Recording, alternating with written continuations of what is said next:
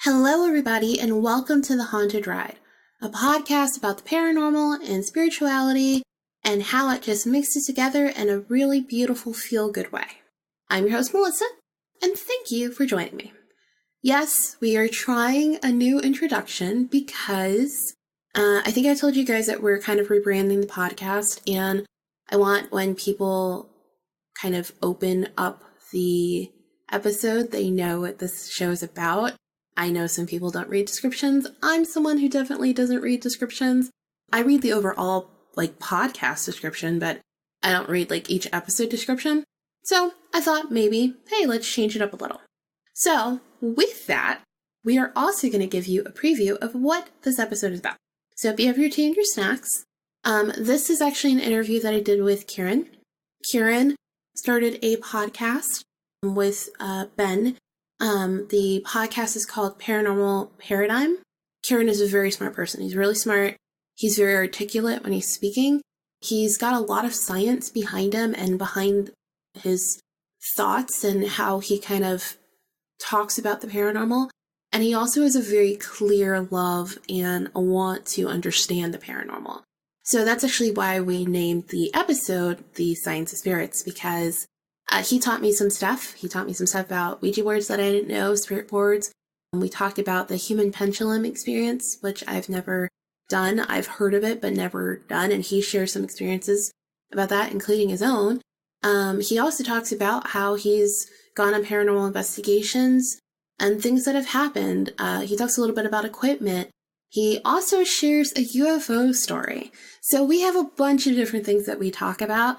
And this is really just it's a great episode. I really love it. And I hope that you guys love it too. So without further ado, we're going to get into a promo and then we will get into the episode. See you guys in a bit.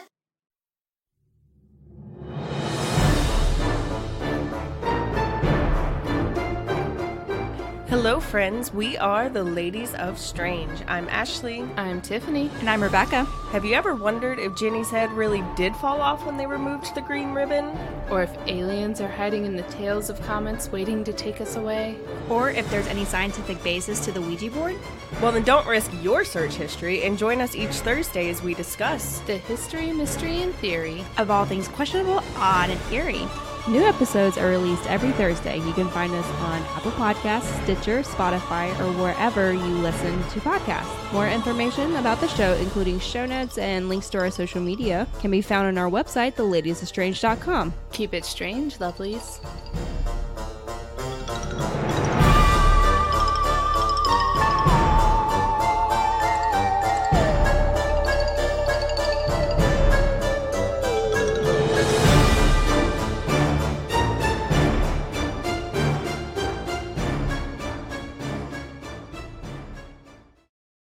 Hello, everybody. Today I have a very special guest.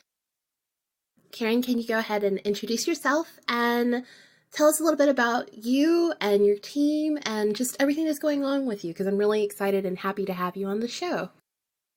Yeah, sure. Well, thank you for having me on the show. This is actually my first podcast that I will have ever appeared on. So It's quite exciting. I feel so honored. It's a bit of a milestone. I started really investigating paranormal sites probably about 2-3 years ago now with a team. Our team's called Seventh Sense Paranormal. We're based in the West Midlands of England, but we do travel all over England. So for your American listeners, England is quite small compared to America. So we can get from one end of the country to the other in about 3 hours. So It's quite easy for us to investigate, places that are far away.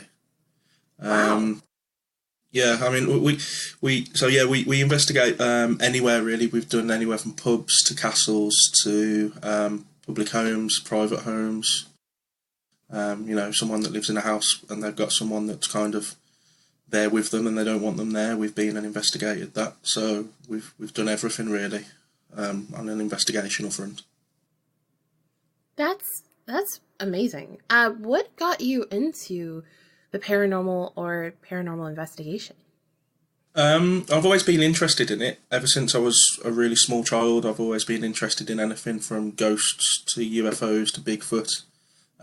We used to have a program in England called Strange But True, and it was quite a creepy program that would show like ghost stories, all true stories. So I used to watch those and then go to bed really scared and not sleep very well. So that always piqued my interest. And then I grew up in a house that used to have quite a lot of activity where we first lived when I was born. We believe my mum's nan used to haunt that house. She used to do things. My mum would have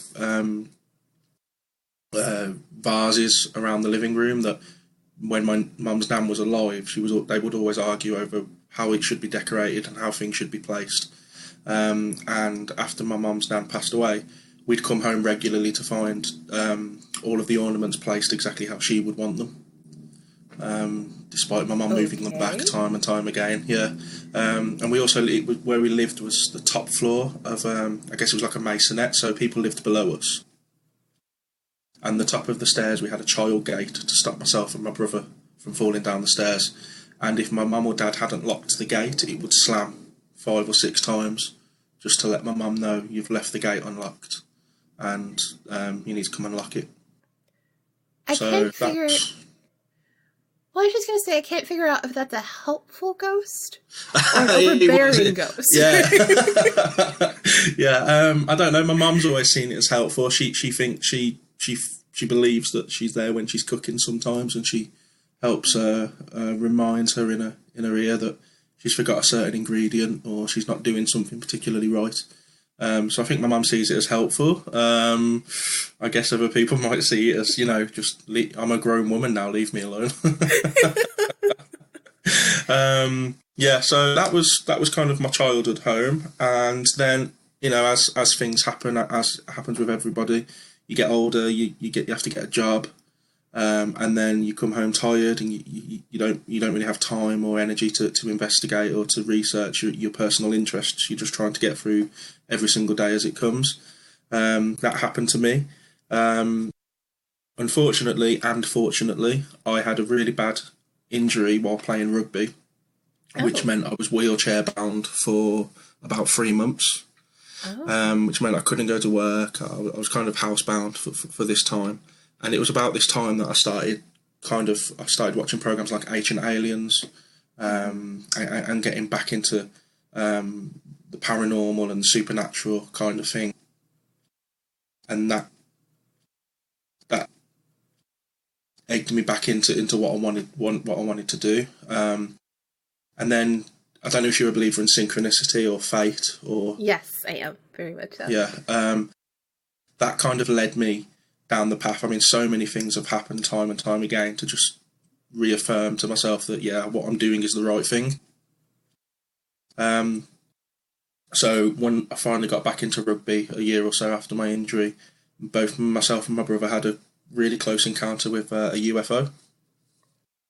And that's what really, I mean, I can talk to you about the UFO story if you'd like. Yes. Okay. So I'm a little bit of a glutton for stories.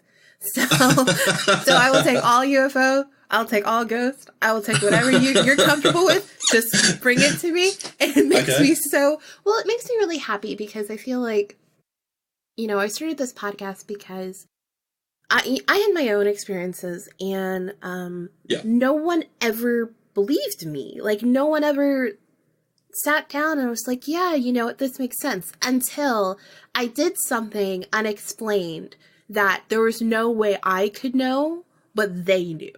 And then that's when they were like, oh, wait a second. Okay, well, I guess now I kind of have to a little believe you, but that still didn't give me anything, because it's like, okay, great. Like, you believe me now after how many years of me telling you this and me thinking I was nuts too, So I made this podcast really just as it's really just supposed to be like a sanctuary for people who have had like any type of paranormal experience that they just want to be able to share and, just talk about, and even if they don't want to talk about it, like I have people who submit stories into the podcast, but they can just sit down and they can say, this happened to me, whether I understand fully what it was or what happened or how this happened, or if I can kind of put this experience in the realm of like, where I fully believe in it, doesn't matter. Like, all I want people to be able to walk away from is that they were able to like validate their experience a little.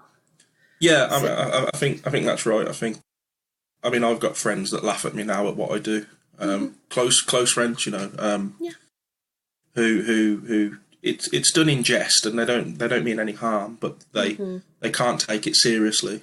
You know, that this is actually what I do in my spare time, and I take it quite seriously. So I know what you mean. It's always great to get in with like-minded people. And understand that, you know, what I saw or what I see and how I feel, it's not just me. There are other people that have experienced those things as well. Exactly. So my UFO. So we were coming back from, we'd been training, and it was dusk. So it was just getting dark. And as we were going through a country lane, there was a motorway that runs parallel with the country lane, but there's probably about a quarter of a mile of fields between the lane and the motorway. So you are aware of the motorway if you kind of look over the fields, because you can see the cars and the lights. And we could see this bright light out of the corner of our eye, and we originally thought, oh, it's just the motorway, it's the lights. But as we kind of climbed this country lane and got to the top, eventually we saw a triangular craft. It was roughly about 1,000 feet away and 1,000 feet up in the sky. And it had two bright lights on the back corners of the craft. And what got us was just the pure silence. I'd kind of turned my engine off. There were no other cars around. It was about 9:45 at night, and there was just sheer silence. You could have heard a pin drop. And that, I can't explain that. You can hear a plane at 20,000 feet. Yeah. But this thing was like 1,000 feet away, and you just couldn't hear a thing. And it was going so slowly that if I'd have just carried on driving at normal speed, I'd have left it well behind. And we just sat and watched this thing cruising through the sky. And then out of nowhere, we both started crying. And we both kind of, you know, we're both big guys. We've just come back from macho rugby training, and we were just sat there crying like babies. And when we got home and told our mum and dad what had happened, I was really glad that my brother was there, because as you've just said, you know, I've kind of been going on about this for years and years, and I feel if I was on my own, it would be like The Boy Who Cried Wolf, where they just wouldn't have believed me. They'd probably think, oh, he wants to see it so bad, he's making this up. But my brother, who's not into this kind of thing at all, backed my story up right there and then and said, no, we've just seen this thing. And from that day on, the synchronicity and the kind of the pathways that have been opened up for me, it's been astronomical. You know, it's really strange, because when you were telling the story, I got goosebumps. And I've had like a UFO encounter, but I haven't talked about it on the show yet, just because I was like, well, it's just the one, and I haven't gotten anybody to like talk about aliens yet, so I can't really just share the one. Yeah. But it was very similar. We were coming home, and it was probably around like 6 or 7 at night.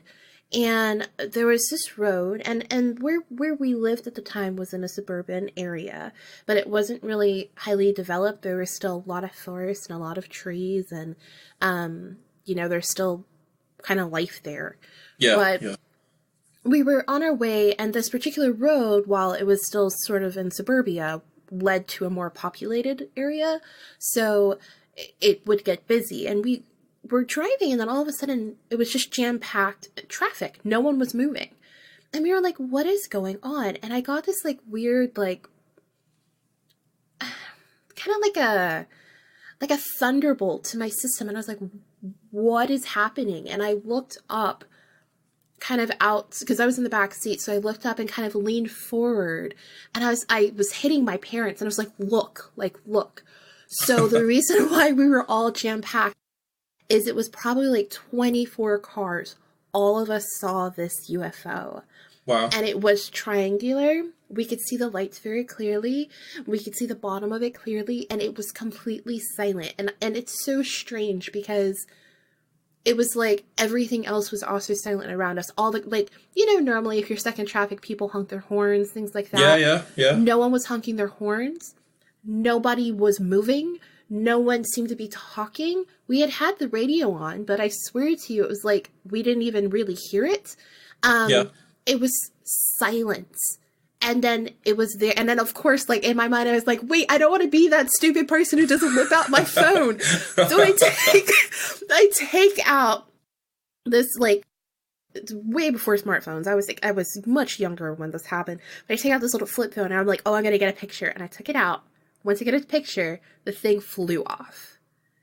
And I was like, and it flew off so fast. It was like it was there.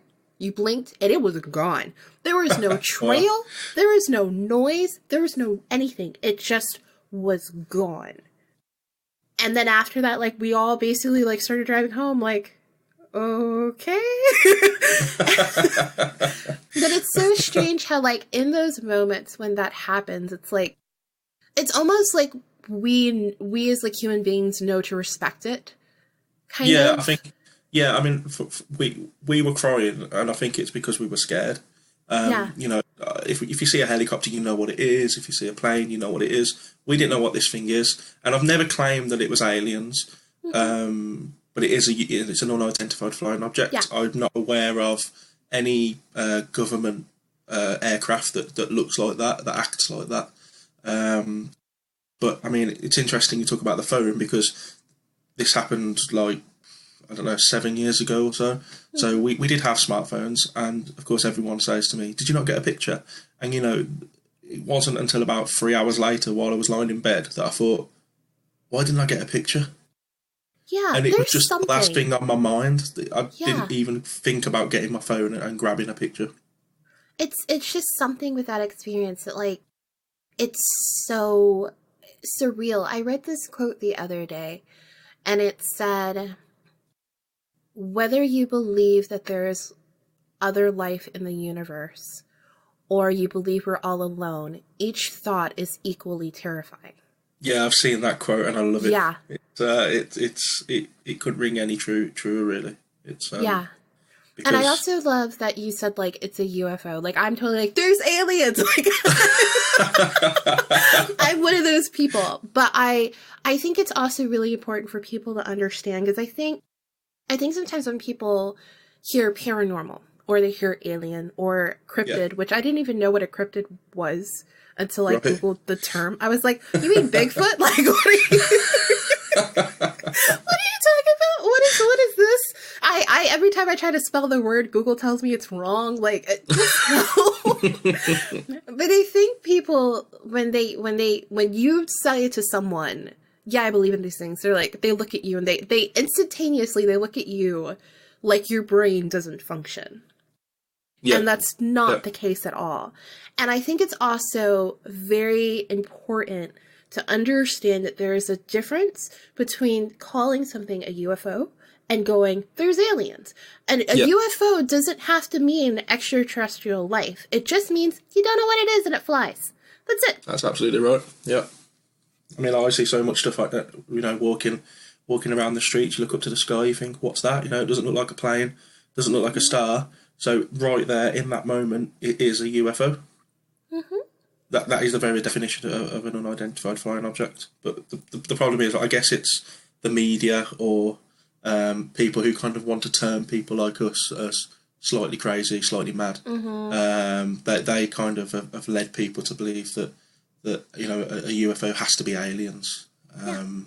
You know, so I do think that they're partly to blame. You know, the media and the way people have been manipulated to see other people that have interests how we do. Yeah, and I agree 110%. Now, I know that you talked about synchronicities, and I know you also talked about a couple of the, you know, that the house was apparently had a ghost in it. Yeah. What would you say is your favorite thing right now about paranormal investigations? I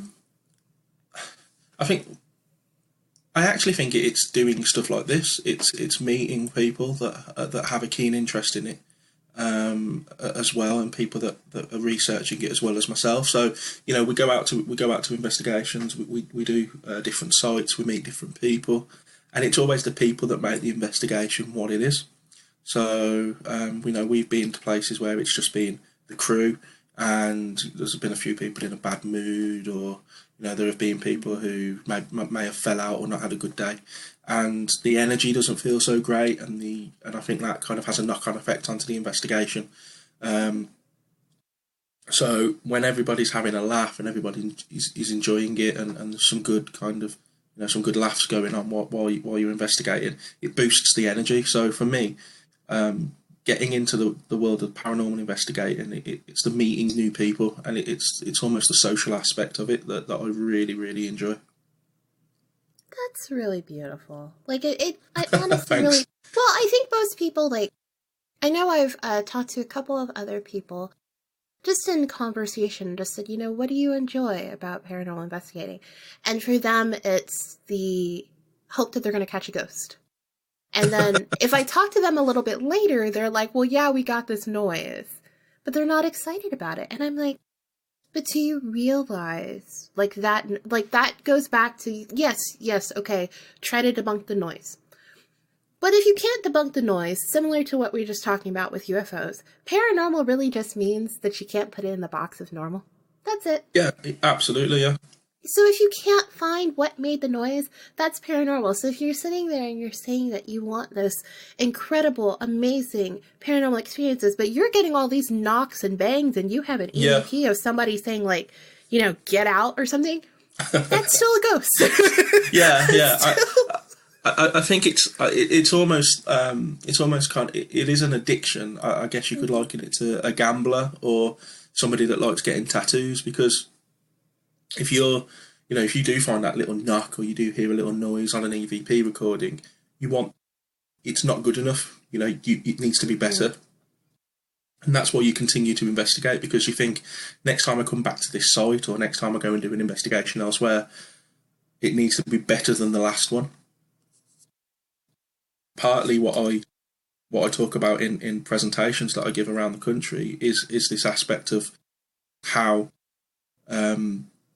certain groups, and particularly TV programs that concentrate on this subject, use that to kind of sell their product to you. So so people look up to these paranormal TV show hosts as idols, and they think, well, it needs to be like that, and it needs to be that good, and we need to capture stuff exactly how they're capturing it.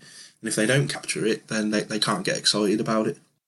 So for me, that we hear knocks and we hear bangs, we hear footsteps, and you're absolutely right. If we try everything we can to debunk it, we don't just assume that everything is a ghost.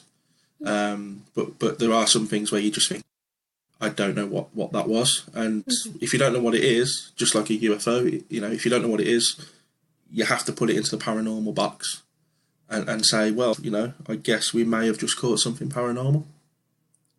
And that's what you do it for. Okay, so I don't go on paranormal investigations. I've had people try to convince me to go, but the thing is, and I don't know how you feel about this, but I have certain abilities, and so it's not hard for me to pick up on a ghost. I dealt with them my whole life. I deal with them still my whole life. That's why this podcast still apparently keeps going, because when I first started, I was like, well, I had shut myself off from it for like a really long time.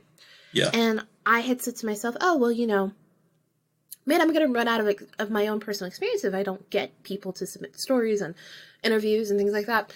Nope, I've got a running roster now. I suppose that's handy. Yeah, well, and it's like, what is... Okay, thank you, universe. Thank you very much for this. I guess, I said I didn't want to run out of stories, and apparently you approve of me doing this, so you gave me more material. That's the way to look at it. I think it's telling you that you're doing the right thing. Yeah, but it's like, for me, it's not. I don't get excited if I see a ghost. I don't get mesmerized by an apparition. It's more, this is just like normal for me. Right. So I'm more like, what do you need? If I'm seeing you floating around, like, and you decided to like show your, like, because if it's a ghost, they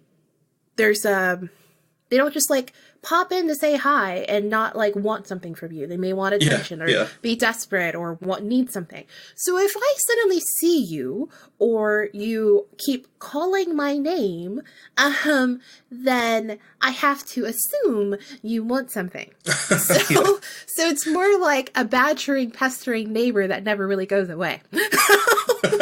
There's no, and it's also like, if it's a ghost and it needs something, like, I feel sad for that. Like, I understand that they're not here anymore, but I don't know. I'm a type of I put myself in other people's shoes, including the ghost. So like, if I passed on and I had one message that I just wanted to give somebody, just one, and I was waiting for years and years and years to give this message, that's sad to me.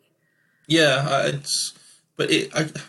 I know what you mean, and I think my theory on how we see ghosts and how you see ghosts, I liken that to like frequencies, and how so if you look at how the human being operates, they can see roughly about 0.05% of the light spectrum. So they can see 0.05, and that's what we call visible light. Okay. So anything outside of this, we have X-ray, infrared, ultraviolet, and we can see these things if we use particular pieces of equipment. So on our investigations, we use ultraviolet torches or infrared cameras, and that allows us to see outside of what the human eye can see. So I believe that, what is that? Well, I question what is actually existing outside of this 0.05% of visible light that the human can see. So I would suggest that with yourself and other people, other mediums and psychics, it's just that they can simply tune into these higher frequencies or lower frequencies. And I liken it to radio stations. So it's almost like you can listen to both radio stations at once. So when there's people say, I saw the ghost and then click, it had gone. It's just maybe that the radio station had a little bit of it messed up a little bit, and then it kind of it fixed itself. You've probably been driving down the road and you've had two radio stations intermingle for a little bit, and then it goes back to normal. I believe it's like that. So I believe that when you're seeing ghosts, you're just operating on a higher frequency level. I can't do that. I can't just see ghosts at will. Well, and I think my thought process on it is very similar to yours. Not as eloquently put. Jeez, dude, you're awesome. But mine is more. Thanks. You're very welcome. I think that everyone, in their own way, if they really want to, and they open themselves up enough, or in that part, getting to a higher frequency, like you're talking about, has the ability to see a ghost, or be a little bit more in tune with, the universe, and understand messages a little better, and synchronicities and things like that, and noticing them. And I think that for me, and for a lot of people who are sensitive or extremely intuitive or a psychic or a medium or don't really know what they are, I think it's just that we have this incredibly bright light around us, and these ghosts are like, looking for the brightest light in the room so that they can convey whatever it is they need to convey to. And because of that, they come closer, and because we're a little bit higher, we can interact with them. That's exactly it. Like I said, I always use the radio analogy, and I say that if you're listening to Radio X, that doesn't mean that Radio Y doesn't exist. It's still there somewhere in the ether. It's just that your radio, or in this instance, our body, our brain, our mind, isn't tuned into that Radio Y. If you want to listen to Radio Y, you just tune your station in, and that doesn't mean that Radio X no longer exists. It's still there. You're just not tuned into it now. So I believe that someone like yourself can listen to Radio X and Radio Y at exactly the same time. Someone like myself might every now and then have that example that we spoke about, where two radio stations intermingle for a little bit and then go back to normal. So I believe that's how I experience it. From a ghost point of view, I try to imagine them as being like radio waves searching for a radio or a radio receiver, so they can kind of hit that radio receiver and tune into it, i.e. yourself, and then they can play their songs through you. Yeah. And that's how they get their message across. So for me, there's a whole world of things that we just can't see. 99.95% of the light spectrum we can't see with our human eyes. Mm-hmm. And you've just got to sit there in amazement at that and question, that opens up a whole world of possibilities. Does that mean that aliens aren't interplanetary? Perhaps they're interdimensional, or they're operating on a different frequency. Same with Bigfoot or any other kind of cryptozoological creature. That they're all here. We're all existing on exactly the same world.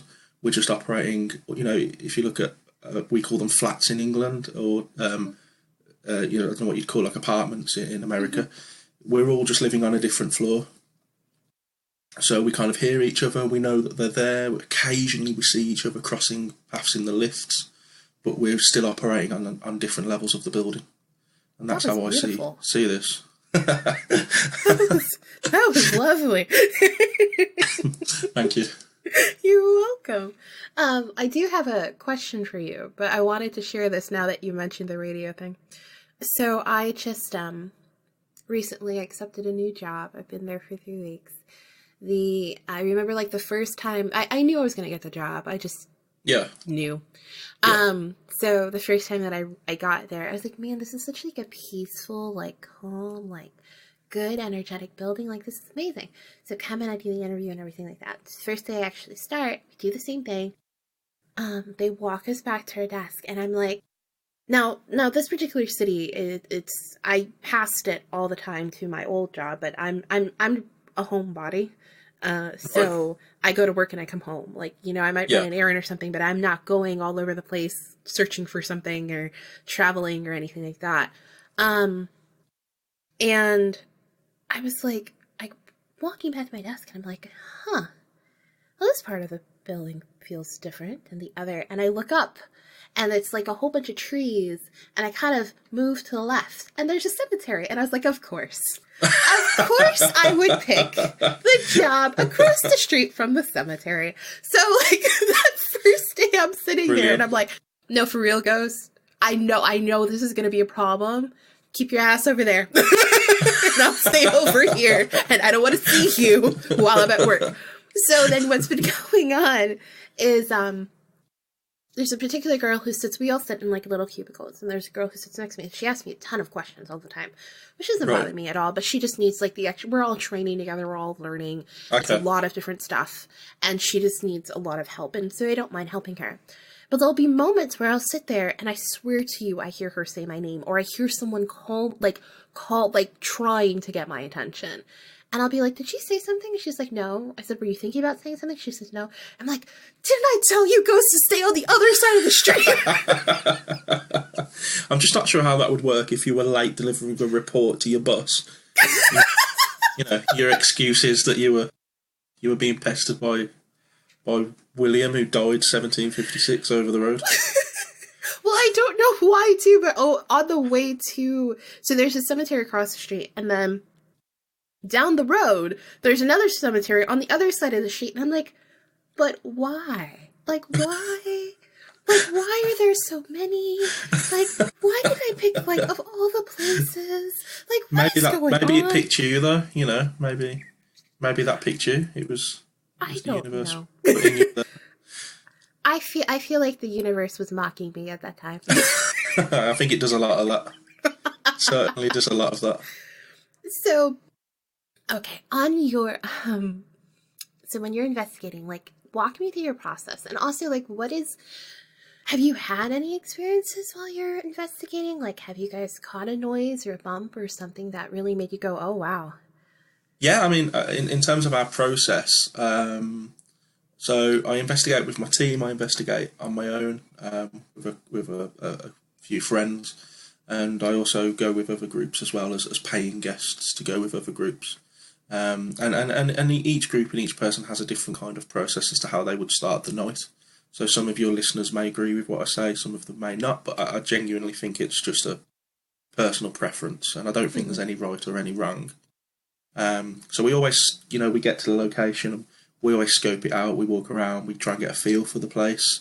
And normally, although I'm not a psychic or a medium, I do have, I guess it would be telltale signs. I know what's happening to my body when there's a spirit nearby.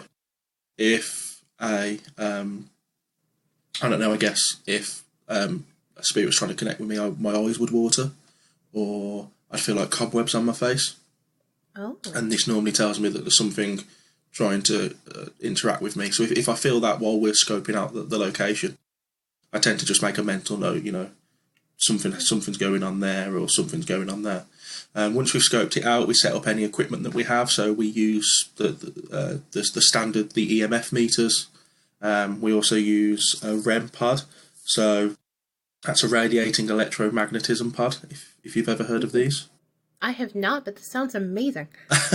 They're one of my favourite pieces of equipment, actually. With an EMF meter, the K2 meter that lights up, what they do is they sense any disturbance in the surrounding EMFs. So if something is kind of drawing energy from the surrounding electromagnetic field, it will light up. Whereas what a REM pod will do is it generates its own EMF. Oh. And what that means is when something disturbs its field, it makes a noise. So the old instrument, the theremin, where if you move your hand closer to it, it kind of makes a note, gets louder until you pull your hand away and it gets quieter, but you don't actually touch it. That's exactly what it is. So it's like a box with an antenna, and the closer you come to the antenna, the louder it gets, and the pull your hand away and it gets quieter. So what I love about that is it generally means that something is kind of getting in the area. And I think what that proves to me is that something is interacting with it. An EMF, I don't put too much faith in those. So we use a REM pad. So we normally set that up. We'll put it on a table in the middle of the room, so nobody can kind of interfere with it. We set up cameras, infrared cameras and stuff like that. Once we've done that, we then kind of, if we have got guests with us, we offer protection to the guests. So we have a lady that kind of specialises in this thing. So everybody stands in a circle holding hands, and she runs them through mentally adding some protection to themselves. So that it normally goes along the lines of we imagine a ball of light surrounding our body, and if you would like a spirit to go away, if he's getting a bit too close to you, push this ball of light out and it pushes them away. And if you want them to interact with you a little bit more, you just draw it into yourself and allow the spirit to get a little bit closer. So some people do it, some people don't. Personally, I don't kind of stand in that circle. I do my own little bit of protection, but I think for guests who are a little bit scared, or if it's their first time, I think it just does offer a little bit of support for them, and it makes them feel a little bit safer in their own minds, at least. And then we tend to just go and investigate and have fun, and that's the most important thing we always encourage to our guests, is have fun, because the laughing and the having fun keeps the energy up, and we're big believers that keeping the energy up is what will make the activity increase. So yeah, I actually, the ball of light thing, I've been doing that for like a really long time, but I do feel that like for each person there's different protection methods, I think, for everybody. And absolutely, it's just what resonates the best with you. Like in the house I lived in, it was incredibly haunted. There was a portal in the closet, right, which I did not know that was the term for it until those paranormal shows came out, and they would describe like, oh, if you've got this going on and that going on, like that's a portal. And I was like, sounds right. Like it sounds. I mean, I remember the first thing I had happen to me that I could remember was, it was very difficult for me to believe that had happened until I saw like the physical evidence of it. And then I think maybe after I think my grandmother would protect me in her own way. Right. She practiced certain occultist things, and she would tell me, actually, like, you have to do this every week. Like, even if I'm gone, you have to do this every week. And we didn't, because, you know, you go through a mourning stage, and those things reminded me of her. And so, of course, like, I'm not going to touch them. And after that happened, like, the activity went through the roof. Wow. And I remember, like, I would sit on the couch late at night, and there was this long hallway that would go from... That hallway really encompassed the whole house. I mean, from the kitchen past the dining room, which we at that point had converted into like a TV room, really. Right. Past the living room, past the front door, down to the bedrooms, all the way back to that last bedroom, which is where the portal was in the closet. And if I was sitting on the couch and I only had like a lamp on and the light wasn't very close to me, I would just see stuff like running from that back closet up and down the hallway. And it would run up to me like, oh, you can see me? And I'd be like, yeah, can you go away now? And it would like run back. And I would just like, it would just be like a ton of stuff. And I was like, for real? Can I like, I just want to watch the show.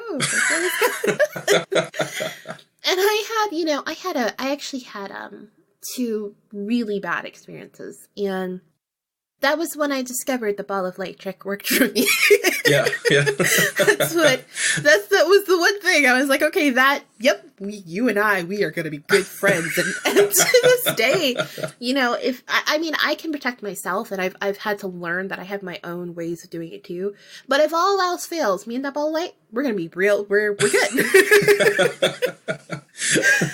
I think you're right. I mean, people have their own way of doing it. I mean, for myself, I tend to just talk. You know, if I feel that watery eye or that cobwebs in my face kind of feeling, I tend to just tell them to, you know, go away. Unless, you know, sometimes I do want them to kind of interact with me a little bit, so I just let it happen. But that's kind of my way of dealing with it. In terms of experiences, where do I start with that? I think the very first major experience I had on an investigation was while we were conducting an experiment called the human pendulum. Is that anything you've ever heard of? Oh, I've heard of it, but I've never tried it. Right. Okay. So the human pendulum is basically you get a volunteer, or you just pick someone if they're all too scared to put their hand up, and they stand. Normally they stand in the middle of everybody kind of circles them. And what we tend to do for health and safety is we have a person in front and a person behind them, just to kind of make sure that they don't fall over or hurt themselves. We then relax this individual. We tend to ask them to kind of rest their head on their chest and have their arms limp at their side, relax them as much as possible. And then once they're relaxed, we ask for a spirit to interact with us by using this volunteer's body. So we'll ask for a yes answer, and you'll see the body either sway forwards or backwards, sometimes sideways, but normally forwards or back. And then we ask for no answer, and we get generally the opposite movement. So yes could be forward and no could be back.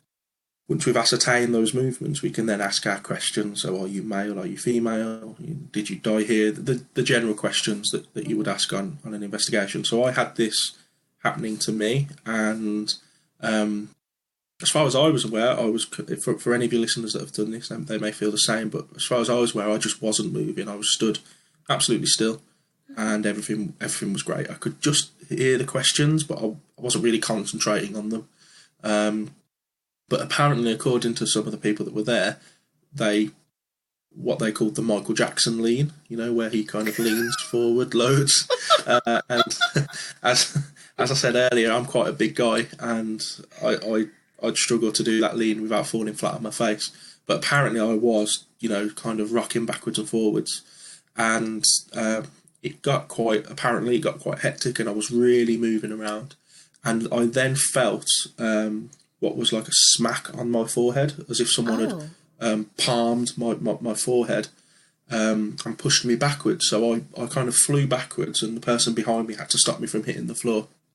And when I regained my feet, it just felt like the biggest, like a voice-like grip on my head, and it just wasn't letting go. So that I kind of got half carried out of this room, and they took us to a room next door. The rest of the people stayed in the other room. Interestingly, we had one of these REM pods in the corner of that room, and as soon as I left the room, it stopped. But while I was in the room doing the experiment, it was going crazy. When I got into the next room, they tried to calm me down. I couldn't remember my name. It was a Friday night, but I was adamant it was a Wednesday. And I was just a bit of a mess. And after about 5 minutes or so, I eventually started to come round. And around that time, we heard a growl. It was quite an aggressive growl right behind me. Yeah, so I spun round to, I was like, what's that? And the person who was kind of looking after me said, just ignore it, just focus on me. Eventually I was okay, so we went back into the room. As soon as I walked back in the room, the REM pod started kicking off again. And they'd caught an EVP of somebody saying hello. And we worked out the timings of it, and it's around the same time that we heard the growl. And looking back at it from my research since then, it backs up this fear of things operating on different frequencies. So our human ears just heard a growl, a vibrational growl, whereas the EVP that was recording on a particular frequency picked up the word hello. So that I just found that kind of blew my mind a little bit, and that outweighs the experience that I had with my human pendulum, which was bad enough. But kind of having this growl and hello really kind of solidified that I was looking at the right kind of research in what I do now. So these are the moments where I hate that this is a podcast because no one can see my face. And the look on my face was like, oh shit. Oh, we can swear. Oh yeah. Yes. It was really fun. I think the only episode that's not explicit was the trailer. So I have a question. Yeah, sure. Did you feel like the person who hit you or smacked you, the spirit that smacked you, did you feel like they did it out of like a way of being like, you need to stop, smack, or like they were just being physical with you? We know who he is. He's not a very nice man. Okay. We've investigated this place time and time again, and it was a doctor surgery, and we've had mediums down there, and there's been other groups who've been on completely different investigations to ourselves who've also picked up on the same guy. We've had people come in and say the same name, which was Ted, over and over again. And he just wasn't a very nice guy. And he, particularly towards women, but I think maybe we were just annoying him a little bit. We've been in there for quite a while. And I think you're right. It was his way of kind of saying, enough of this now. I've had enough of messing around, kind of thing. Yeah. So it's not. Like I say, we've done that place a lot, and I always get both dead excited and really quite nervous when I know we're going to that particular room. But I've never volunteered to do a human pendulum in there again. I mean, we did one with a close friend of ours, and she was a skeptic, doesn't believe in ghosts, never really had an experience, and I witnessed the most craziest 5 or 10 minutes I think I've ever seen on an investigation. She stood in the middle of this room looking like she was having an epileptic fit, and I mean she was shaking from head to toe violently, and it took 5 or 6 of us putting our hands on her, grounding her, and eventually she just kind of crumpled onto the floor, and we just got her out there as soon as we could. But again, she doesn't believe. She had no reason to fake it. I know her quite well, and she that blew my mind. It was actually quite upsetting to watch, but at the same time, I knew what she was going through because I'd experienced it myself. Well, Ted needs to Cut it out. Yeah, he's a very, very nasty man. He's had his kind of it's going to sound quite bad, but he's had his way with quite a few guests and scared them and had people running out of that room actually. So yeah, he's not a very good guy. I mean, but on the other side, we have had some really good positive messages and some really good positive experiences. One of those happened on a spirit board. So, I mean, are you comfortable with spirit boards? Do you use spirit boards? So, all right. I have a thing with I have a thing with Ouija boards. I have a small thing. So my thing is, I'm okay with them if whoever's using them or the party or group that's using them isn't using them as a play toy. And that there's either like a medium or sensitive or psychic or someone who the second that board starts moving and there's a message that comes through, they know what's moving that board.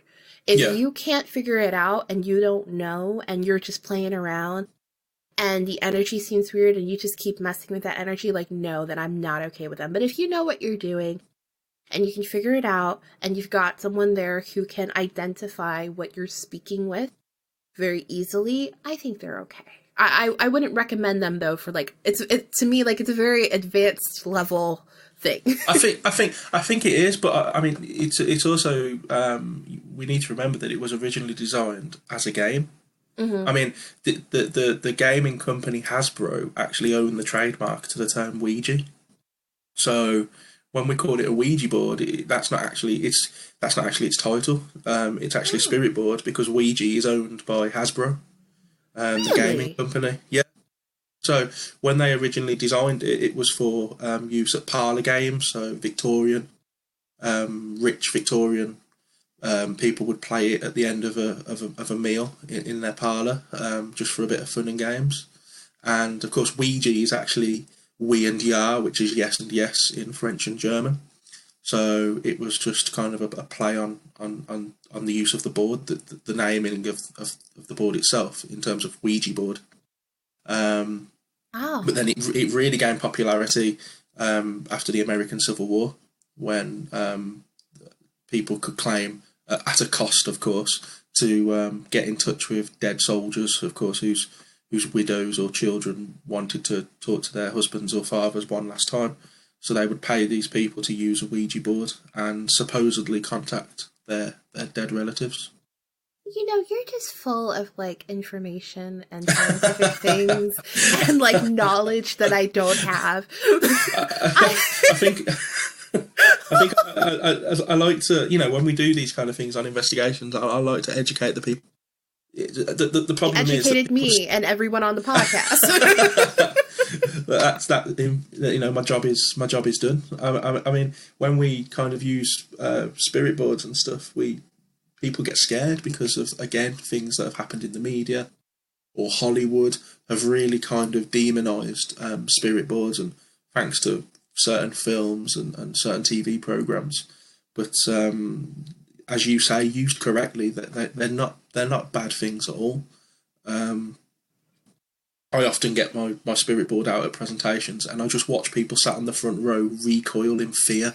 They push back into the second row. They can't get away quick enough, and I have to explain to them that, you know, it's literally just letters on a board. If a spirit wants to communicate with you, I've seen people cut pieces of paper with letters on and make a circle on a table. Mm-hmm. So kind of like homemade, and the spirit has still communicated. We've even done it with just a glass. So we've asked for a yes answer.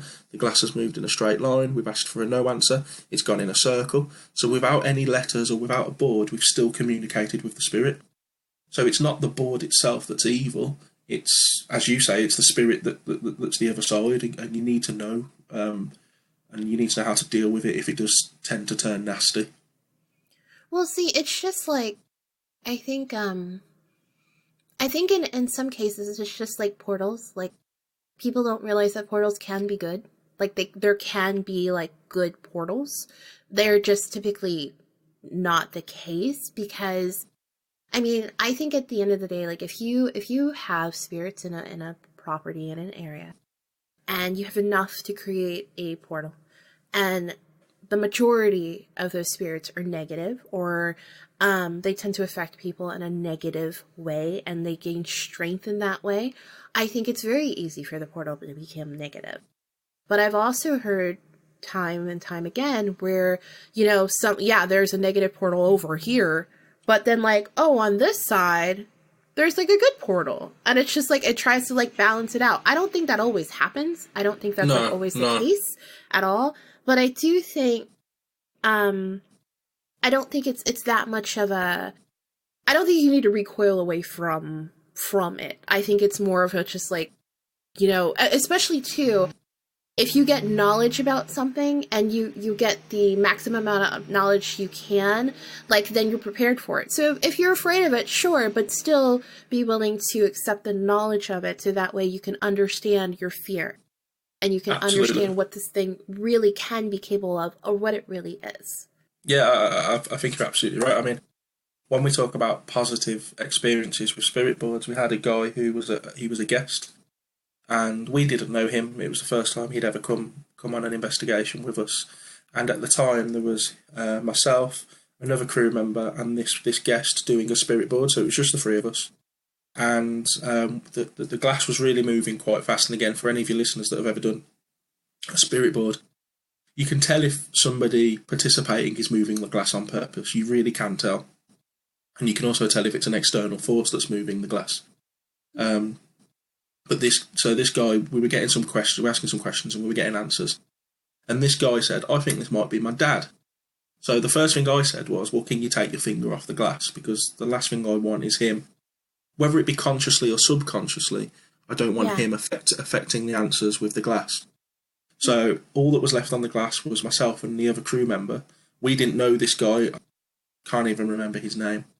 But he was asking questions like, what street did we grow up on? What's mother's name? What's the name of my eldest son? How did you die?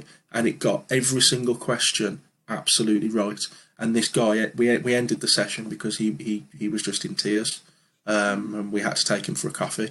But he said that's what I came for. I came to talk to my dad. So and he got it. And again, people argue with me that a spirit board is moved by the subconscious mind, and we're answering it by not knowing it, but we are moving our fingers on the glass. But this guy wasn't touching the glass, and the only people that were didn't know the answers. And what's the chances of, let's just say the answer was Harry, what's the chances of both myself and the other crew member both wanting to simultaneously, subconsciously move that glass to H, to A, to R, and Y? Because I might want to spell Harry subconsciously, but he might want to spell Bob. So we'd kind of have this subconscious battle going on the glass where we're fighting with each other. But it didn't. It just went willingly to all of the answers. And that really stands out with me as it was a positive experience, and it absolutely blew my mind. And see, I don't know if, because I use tarot cards and I do like elemental divination with water, fire, etc. Okay, yeah. Things like that. I like to just think of them as, these are my tools and this is what works for me. But I think that, like, kind of like I said earlier, like, you have to accept the knowledge. And it's also like the same thing. With tarot cards, you can if you want to. But you really shouldn't touch them if you're in a negative emotional state. So if you're sitting there and you're upset or you're depressed or something like that, don't touch the card. Because, like, the whole purpose of the cards is to, with your energy, kind of, like, help you figure out messages with your higher self. So your higher self can be giving you all the good messages you want, but if all the energy you're putting in there is, like, negative and depressed and sad energy, you're not going to get anything good. It's just not going to happen. You're not. I think at the end of the day, you have to be open to receiving the message. And if you are blocking yourself, or, like, I use this term a lot, like using the human sort of ego to be like, well, this isn't possible, or, you have the synchronicity happen to you over and over and over and over again, but because you can't believe in that, you're not understanding the message is trying to come to you. Yeah, I think this kind of, I can link this back to my theory on frequencies. if you're operating on a higher frequency or a positive frequency, it's almost like the law of attraction with the universe. Kind of what you give out is what you get back. So if you're in a bad mood and you're operating on a lower vibrational frequency, then you're going to spot bad news everywhere. Everything that happens on that day is going to be bad news, and everyone's going to be in your way. They're all going to be annoying you. Whereas if you look at it from a positive mind point, and operate on a higher frequency, a higher vibrational level, then everything, the sun will be shining, and it doesn't matter that it's raining. Who cares? And so everything's more positive in that sense. And what fascinates me about that is that it's been proven, that people, certain music is registered to a certain frequency. So heavy metal, is kind of operating on a particular frequency that resonates with depression, and it resonates with anger. And there was I can't remember his name, but there was a scientist, I think he was Japanese, and he used to freeze water, and he used to write words on the water. And when he froze them and got them out, any frozen water that had like a negative word on it, the particles would look ugly under a microscope. Any word that had what you're talking about. Yeah, so one that had love on or had the word beautiful or anything like that, that when you looked at the ice particles, they were beautifully symmetrical. Really, really nice, like a snowflake kind of thing. And his argument was that when we speak words, because a word is spoken and it is nothing more than vibration, that particular frequency either has a negative impact or it has a positive impact. And therefore it can alter and affect everything around us. So yeah, you're right. If you go into a paranormal investigation in a bad mood or on a bit of a downer and very negatively, then I believe that you will attract bad spirit, or you'll have a bad experience. Whereas if you go with it with love and light and hope, then I believe that you will only have positive experiences. Yeah, and I mean, it's also easier. I know that some people do a lot of different things when they go into a paranormal investigation, such as like they won't eat meat in their diet to make sure that like their body is as healthy as it can be, and they make sure that they're not too tired, like they've actually slept like a full night's rest, and that their energy is like as good as possible, so that like when they go in there, not only are they going in with the most positive energy and intention that they can, they're also going in there with like as much as healthy as they can go into the actual investigation, which I think is amazing, because I know, this was a story I told last week. There was a person on Instagram who reached out to me, and she reached out to me because I'd made an episode about something that happened to my mother, and it affected her breathing, and it was due to a spirit. And she said, "Oh, I think this is what's going on with like the person that she was with." And I do help people, like I do, like clearly I help them from really far away. I don't go out to like their location or anything. Yeah. But I will, like, my abilities typically will sort of chime in and be like, I think this is what's going on, or mention this to them and see if this resonates with them, etc., etc. So she had said that she thought they were similar, and I was at work, which this is why I've now stopped doing it when I'm on social media. Like, don't message me your stuff, because then it affects me when I'm doing my daily stuff. Yeah. People forget that you have like a life. You have things that are happening outside. Yes. You don't spend every single night on a paranormal investigation, or you don't you watch telly. You don't sit there talking to ghosts every night.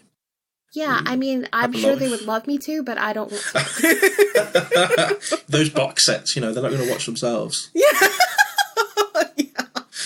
So she told me what was going on, and I said to her, in the middle of her doing it, I started having trouble breathing. And this was after I had just sort of like reopened myself up, and I was like, crap, I'm feeling what this person's feeling. And I was like, okay, I had to talk myself out of that feeling, because like I could feel like my heart having palpitations. I could feel the shortness of breath. Like I was having a really hard time. I had to like step away for like 5 minutes. I was like, whoo, okay, got it. And I realized what was going on with him was actually he had so much anxiety in his life that it was creating a panic attack. And the only part of paranormalness that went with it is that I sort of felt like he had the ability to be an empath, or may have been an empath slightly, but he didn't protect himself. He didn't, release those emotions. He wasn't into like spirituality or the paranormal or people having abilities or any of those terms. Like, he's very strongly, nope. And so because of that, he was having these issues going on, and it was contributing to anxiety in his life. It was overwhelming him and causing him to have difficulty breathing because he was having panic attacks. And so he said to her, I said, I'm not going to ever tell someone like I don't think it's paranormal. But I said, has he gone to the doctor to maybe look into some sort of medicine for this? And she never answered me back about that. And I kind of felt like maybe she felt like I didn't believe her, and that wasn't the case. It was, no, he needs to go to the doctor. Like, all this anxiety isn't just because he's an empath. It's because he's not managing it himself. Yeah. Like, he needs to see someone and explain, and actually, like, have a heart-to-heart and explain, this is what's going on with him. And, like, I'm not a big, like, medication person, but if that's the choice that he picks, okay, fine. And that will help him then realize, oh, wait, like, I do read other people's emotions, and I do let that get to me, and I need to stop. And that would help him release that. Yeah. I mean, we see that all the time, people, they want to believe. Mm-hmm. And they want, we've had people come who've recently lost a loved one, and they're so desperate to feel like there's a ghost that, I'm not saying that they make it up, and I'm not calling them lawyers, but, they're having experiences that nobody else is, which is fine. And the way I see it is, if it helps them grieve and if it helps them get over the loss, then, absolutely carry on. But there's in my kind of, not skeptical mind, but in my scientific mind, I'm thinking, this is just all subconscious, this. I mean, what's interesting is you talk about people feeling like a haunted, but it's more of an illness. There's a lady, she did a talk on TEDx, the TED Talks. Yeah. So for your listeners, her name's Carrie Poppy, and she did this talk. You can get it on YouTube, and she talks about how she had this feeling, tight chest. She felt paranoid. There was someone watching her in the house, and she was close to calling an exorcist. So she got in touch with a ghost investigative team, and they asked her, have you ever heard of carbon monoxide poisoning? And she said, well, yeah, and she said, well, kind of, yeah, of course. And they said, well, you should look that up. So she Googled the symptoms, and it was tight chest, it was paranoia, and it was all of the symptoms that she was having. So straight away she called the gas company and said, I think I've got a leak. And the gas company came round, and lo and behold, she got a gas leak, and they said, if you hadn't have called us, you'd be dead soon. And they fixed the gas leak, and just, as quick as the haunting had come, it had gone, and there were no spirits in the house anymore. So, it's always worth looking at things like this when you feel like that there's a spirit in your house. It could always be something as simple as that. Yeah. I mean, one of my favorite examples to give people is the house that I live in has a ton of windows, and it's a full of light house. It's a very good house. Like, spirits actually can't really come here unless they come with me, and I didn't tell them to vamoose before I came home, which then the house will tell them, you can't be here, vamoose. Yeah. And so when that happens at nighttime, because the house is so full of light, and that's part of, it's all the windows and sunlight coming through everywhere. When it's night around this area, and the whole area really, but around my house, it's dark outside. Like, you can't see, like, it's pitch black. Yeah. And there's a column, and that's the support column. It's the rest of the house is a complete open floor plan, but you can get to basically every room and see, like, I can see from my bedroom down almost to the kitchen. So if I'm asleep and kind of groggy and I wake up, it's pitch black and I didn't turn any lights on, I look at the column, I look to the left, it will look because of shadows, like a person is standing there. Yeah. And, Yeah. you know, as a psychic and as a medium, I could sit there and be like, it's a ghost. Again, didn't I tell your ass to stay? You know, like, I could definitely be that way. But I know there's nothing there. I know it's just the trick of the light. And if I get up and I turn on the light, look at that, person's magically gone. And there's no feeling, there's no emotion. And like, I'm very big on, I will never tell someone that if they think they're having a paranormal experience, they're not having a paranormal experience. I will never say that. What I will say is, if I feel like it's not a paranormal experience, I'll be like, have you tried this? Exactly what you were saying with the TED Talk. Have you tried that? Have you tried the other? And I think that's also really important too, if you're getting a paranormal team to come to your house. I think like they should also be looking at like having your best interests at heart. Not just being like, oh, ghost, I want to get a ghost, I want to get a ghost. Maybe this person really has a ghost. Like, oh my God, this is a crazy case. Maybe she just had carbon monoxide poison. Maybe it's just like a couple trick of the light. You know? Like maybe she's got some ridiculously high EMF. Never looked at it, never thought anything. That's what's contributing it. Maybe she's just super, super stressed and she has something else going on in her life that she's not coming to terms with. And it's creating these things. And that also doesn't mean that stress won't help you find a ghost. Sometimes it may. But, you know, you have to... I think that's what I appreciate about people who believe, but also are capable of bringing... You have to question things. I mean, yes. I've had when I give my presentations, I've had people in the audience kind of stop me mid speech and say, "Do you actually believe in ghosts?"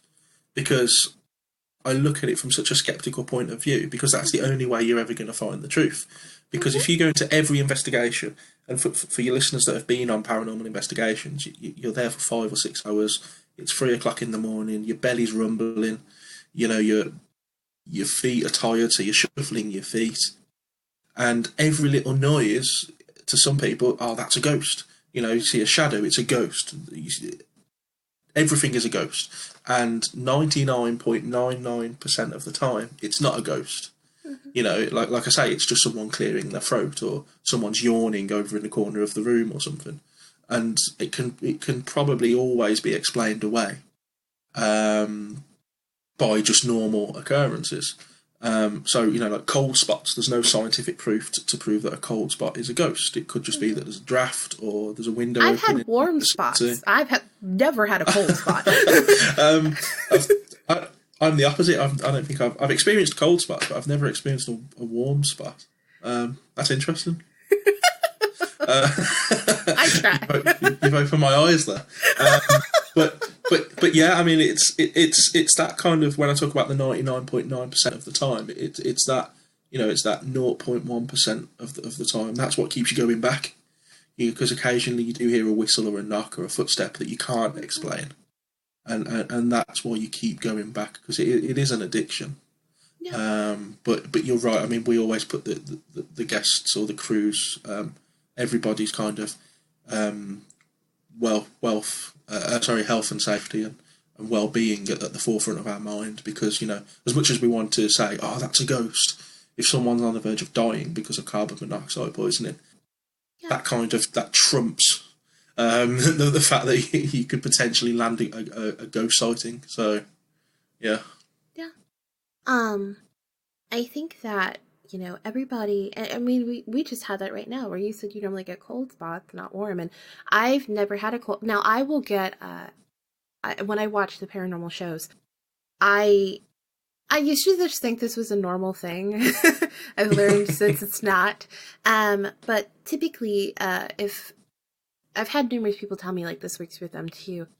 If a spirit is is around me or passes through me, which I normally don't get them passing through me, but if they pass in my, like, energetic shield property, then I will shiver or get goosebumps or something like that. I'm actually a very, very hot person all the time. So normally I love cold. So it's rare for me to get the goosebumps, get shivers, do anything like that. I barely ever do it. And I'll be like, hey dude, what's up? So I see you. I see you going over there. I see you over there.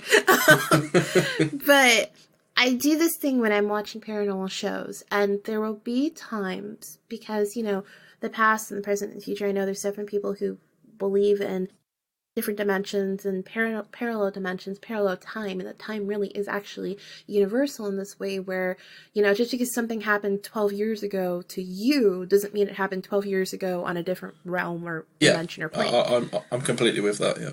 Yeah, so, you know, for me, when I watch these shows, and in some of them, I can tell you if something really happened or if the person's making it up. Yeah.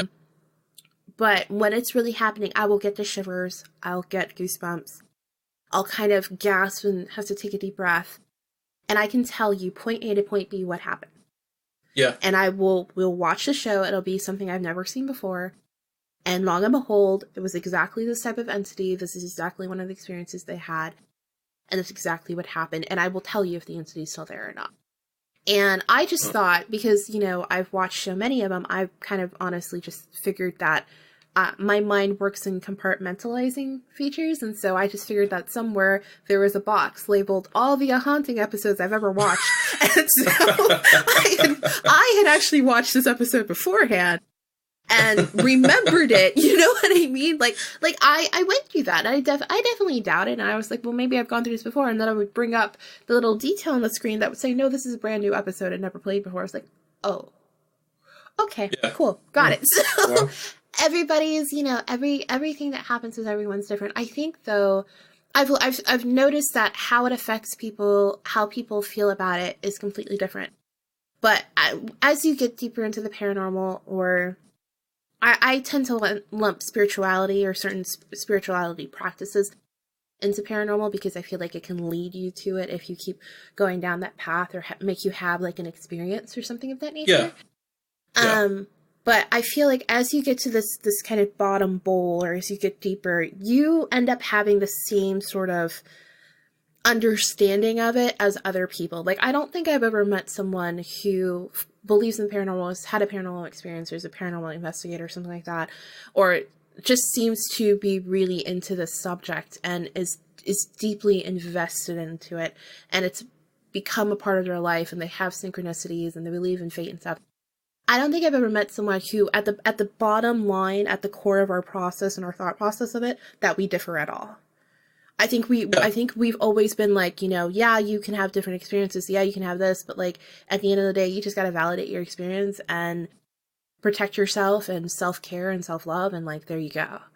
So and that's what's always, I feel like for me, that's almost part of the paranormal experience, is having that, is suddenly having this like strange connection with someone. Like, it's always like a common ground connection thing when you meet somebody who believes in the paranormal. Like with you on the show so far, like we keep going back to higher frequencies. We keep going back to light. We keep going back to the radio. Like, and I have tons of experiences that work with that. And you're sharing experiences that work with my thought processes, and they work together. And I've never found someone who believes so strongly in this or actually is so invested or so interested in this topic where that doesn't happen. Yeah, I think it goes hand in hand, doesn't it? I think, you know, in order to have the kind of experiences that we've had, and you have to put that time and effort in. And you have to kind of be in those places in order to experience them. I mean, when you talk about the best experience you can have, for me, that is yourself. You know, we can use £200-300 pieces of equipment on every ghost hunt, but the best piece of equipment you can use is yourself, because, you know, that's the only thing you can really trust.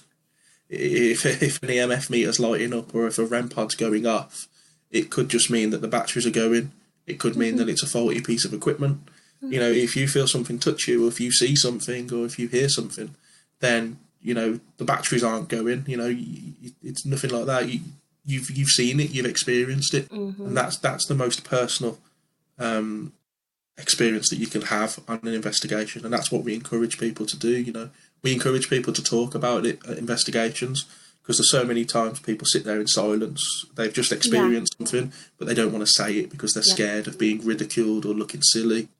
But we tell them, look, you'd be surprised that the person sat next to you has experienced exactly the same thing, and you're both sat there thinking, I don't really want to say it because I feel stupid. It's just say it because there will be people that will agree with you, and they we're not going to laugh at you if you've experienced it. Just because we haven't experienced it doesn't mean that it wasn't real. Yep, 100%. That was so beautifully said.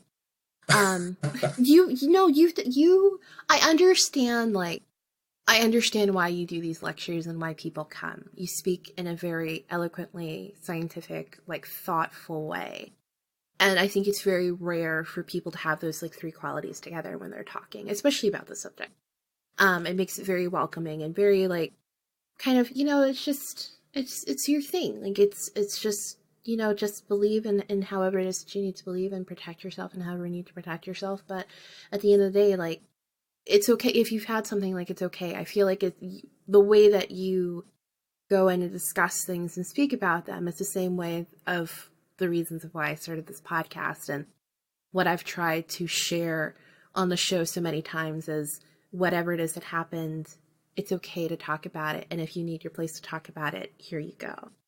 And, whatever your thought process is or however it is that you feel about it, I definitely will always respect that. And I think I think also with the paranormal, it makes you very respectful of other people's thoughts and other people's ways of dealing with it too. I don't know. I think it just kind of it's kind of one of those subjects that while people look at it as crazy, if you get into it and you're talking with someone, I feel like you're able to connect with people and you're able to make this beautiful, welcoming space with people. I don't think I've ever had it where it didn't do that. I think that's gorgeous. I think that, I've been at places where I've been speaking and I've had people come up to me who've gone completely off topic and told me about a time they were abducted by aliens, or a time they had men in black sat outside their house watching them for days on end. And because we, both yourself and myself and your listeners, we operate it kind of on a level that might be possible. They're not lying to us. So we sit and we listen to them and we offer support to them, and we share experiences with them. And where people outside of this field will laugh at us and mock us for our interests and our experiences, it's almost like they're the ones that are not in the wrong, but they're the ones that are they're on the wrong side of the fence as far as I'm concerned. Yeah, I feel bad for them. Yeah, absolutely, because even if the only thing that being in this field teaches us is to respect other people's opinions and to respect other people's experiences, then as far as I'm concerned, that makes me a better man and a better person than just mocking someone without even trying to have a molecule of understanding. Yeah, I feel the exact same way. Well, I know we're at an hour and a half, but is there anything else that you wanted to share, or? No. I guess people. I'm kind of relatively new on to this kind of thing. This is my first podcast. I do go around the country, kind of giving these presentations. So if people want to look me up, I'm on Facebook at Kieran Woodhouse. I've set up a page called The Paranormal Paradigm on Facebook, so people can come there to contact me. Should they need to talk to me about anything or ask me any questions. And yeah, I am looking to start my own podcast as well. You would do amazing going forward. Yeah, I've got a relative who records audiobooks for a living. Oh, wow. So he's he's experienced in it. So he's kind of got all the equipment and the experience. He just needs myself to sit behind the mic and do it. So again, so if people kind of like Paranormal Paradigm on Facebook, they can keep up to date with that. And but yeah, thank you for having me on. It's been great. All right, so we are back. We're done with the interview. I hope you enjoyed it. We had a lot of laughs. I hope you liked what Kieran had to say. I'm going to put all of his links in the description of this episode and in the show notes on The Haunted Ride, which is a segue into, if you have a story or a question, thought, comment, whatever, you can definitely always submit it to thehauntedride.com. That is our hub. That's where everything is. If you want to join our Facebook or Twitter or Instagram or YouTube or Pinterest, we have a Discord channel. Anything like that, you can definitely find it all over on thehauntedride.com. But yeah, that's kind of our hub. If you're more of an email person, you can always email me at thehauntedride@gmail.com. We also have the Paranormal and Spiritual Guidance service, which is also on the Haunted Ride. Check that out if you're interested. Our Patreon is also there as well. Speaking of Patreon, we also have a new patron member. Her name is Shelby. Shelby, I'm not entirely sure how to say your last name, so I don't want to butcher it. But so we're just going to call you Shelby L because I looked at it and I thought I knew how to say it, and then I thought I was going to mess it up. So we'll stay in the safe zone of Shelby L. Thank you so much. And anytime someone joins or someone subscribes or they write a review or anything like that, like, it always makes me really excited. So thank you so, so much. And thank you to all of you guys for listening. To talk about what I learned this week. I've learned so much this week. This week has been a crazy week. That is actually part of why this episode is out. Oh, it's 12:19 and normally it's out at 12 o'clock. So that's part of why it's late. God, where do I even begin? You know what? We're going to talk about karma. So there has been this whole, I don't like celebrity drama because I don't like any drama to begin with, but I definitely don't like celebrity drama because I don't know the people. Like, you can't pick a side. You can't, it can sound like this or sound like that or like the other or whatever, but you're not there.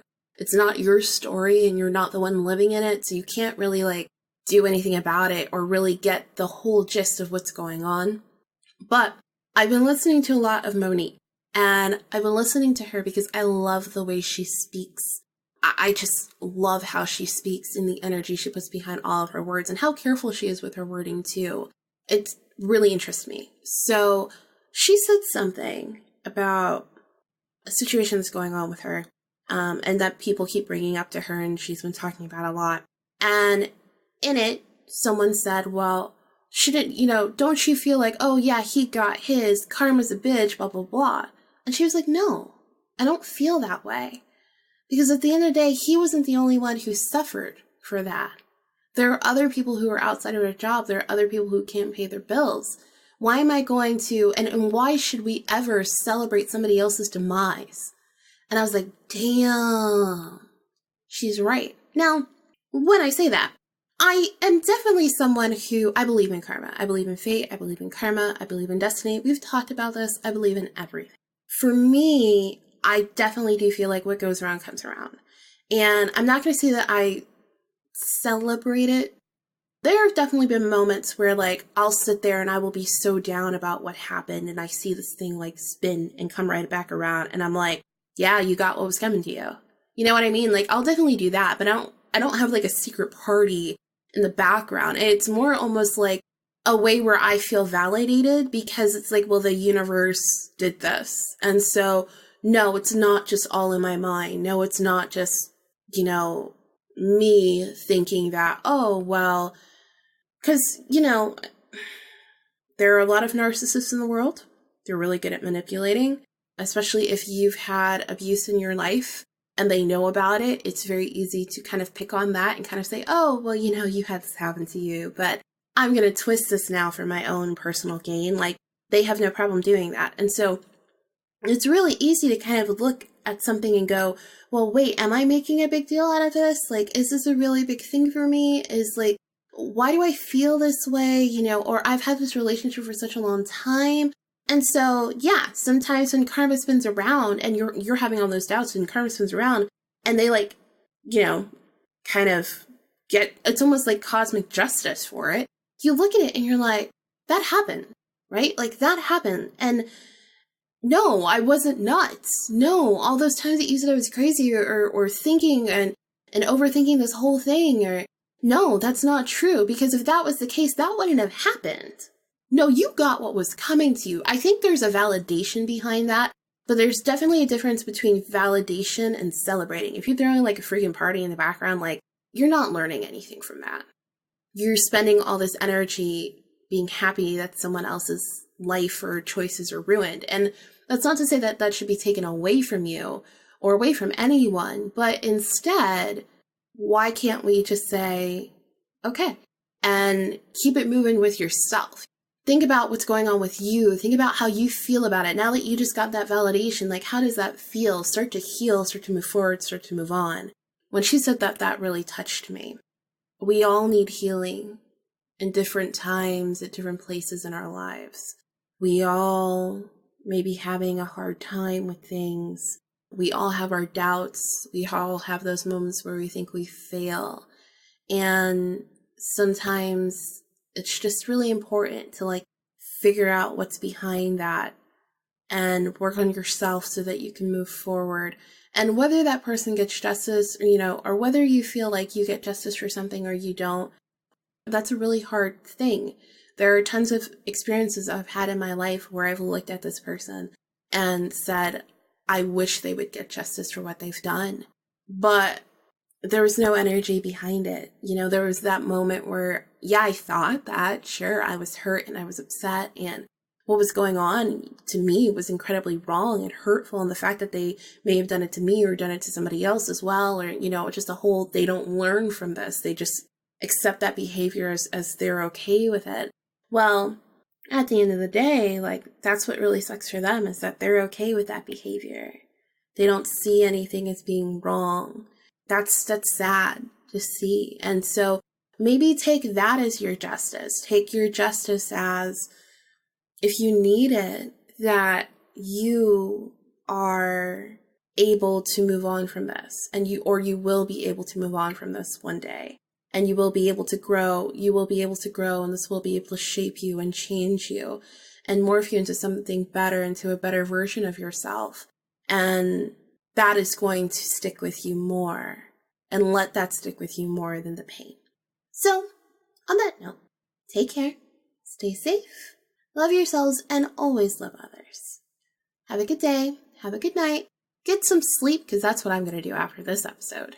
And as we always say, don't let the ghost get you. Bye.